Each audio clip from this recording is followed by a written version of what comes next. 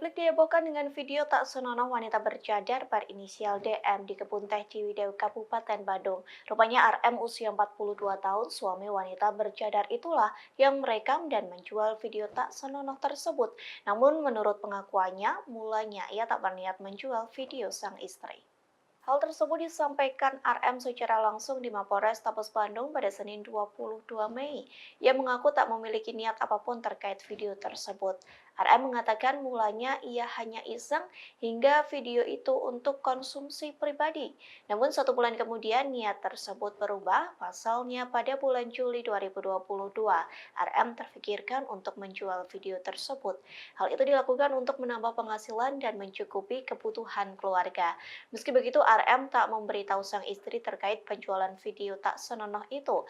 DM baru mengetahui kelakuan sang suami seusai video tersebut viral di media sosial.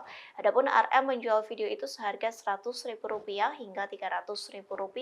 Setidaknya RM meraup keuntungan Rp5 juta kurang dari 1 bulan. Atas perbuatannya, RM terancam hukuman maksimal 12 tahun penjara. Rangkaian penyelidikan yang kami lakukan adalah dari mulai pengguna terakhir dari media sosial yang mempertontonkan video tersebut, kami runtut sampai dengan kami mendapatkan akun dari si yang memperjualbelikan. Adapun yang memperjualbelikan itu adalah masih anak di bawah umur, usianya masih 17 tahun, ya. Dan dari situ kami sentuh, kami lakukan pemeriksaan kepada yang bersangkutan. Ternyata yang bersangkutan membelinya itu di bulan September 2022. Dan setelah mendapatkan identitas daripada orang yang dalam video tersebut, maka kami lakukan pemeriksaan kepada yang bersangkutan. Inisial DM, usia 27 tahun, ya.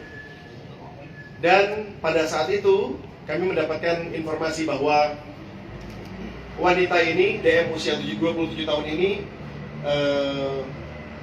diminta oleh suaminya untuk melakukan perbuatan tersebut, agar melakukan buang air kecil, kemudian agar jarinya berada di kemaluannya, kemudian divideokan oleh suaminya. Yang tujuannya awalnya adalah untuk konsumsi pribadi, untuk koleksi pribadi si suami. Itu pada bulan Juni 2022. Ya. Selang 1 bulan, bulan Juli 2022, sang suami inisial DM ini membuat akun Twitter, membuat akun medsos yang sifatnya untuk memperjualbelikan video tadi tanpa seizin istrinya.